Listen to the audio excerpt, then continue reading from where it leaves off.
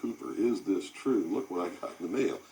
And just literally flipped the world over on its ear. And I've been in front of the public ever since. So I think basically those are the reasons. They don't believe that the public's really going to listen to me. And so far, that's been true. There is a small group of people all over the world who are awakening, who are beginning to understand that they've been living their life in fantasy land, and who are actively seeking the truth. But by and large, when the secret power structure says, as I've put in the first chapter of my book, right out of one of their own technical manuals, that a nation or world of people who do not use their intelligence are no better than animals who do not have intelligence, and thus are stakes on the table by choice and consent, they're absolutely right about the majority of people. It's one of the things that has been an illumination to me, is that they're not always wrong. And many of their goals are the right goals, but the method that they're using to reach that goal is the wrong method. In other words, if you set out to create a perfect world where there will never be any more killing, but to reach that point, you kill 2 billion people, you have become what you're trying to avoid. And it can't happen that way. If you want to create a world of peace, it has to be done by peaceful methods. Yeah, if you murder someone to destroy a murderer, you have become what it was you set out to destroy, and thus it wasn't destroyed at all. It was perpetuated by that very action. And that's what these men are doing. They rationalize everything they do so that they feel better about it.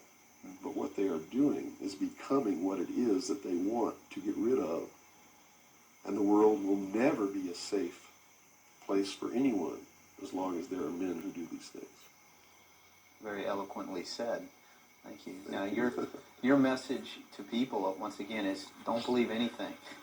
How is it that the public can find this and search for this truth on their own if they can't believe anything or anyone? What can they do? It's all in the public sector. It's all available to anyone who actively and diligently seeks it out. Everything that's in my book, Behold a Pale Horse, is everything in here, all the documents that are in here, everything that's in this book is in the public domain. Can be substantiated? Yes, and I intentionally wrote this book not using anything that wasn't available to the public to show people that, yes, if I can find this information, so can you. I have tons of stuff that's not available to the public. But as you can see by reading this book, you don't need that stuff because it's what you need is available to you. Public libraries are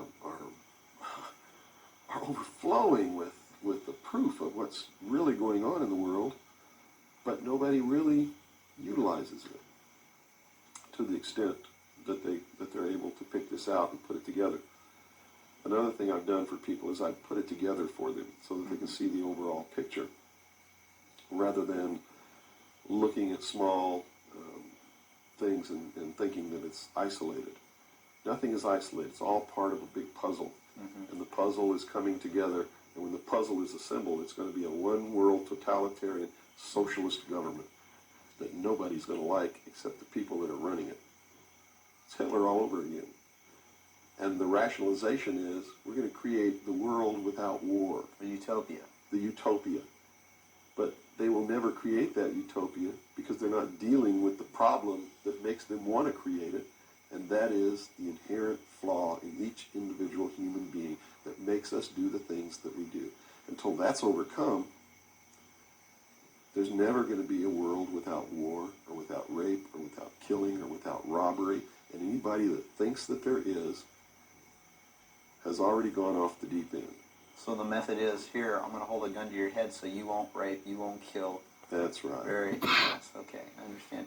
The title of your book, Behold a Pale Horse, what significance does that have? What are you saying with this title?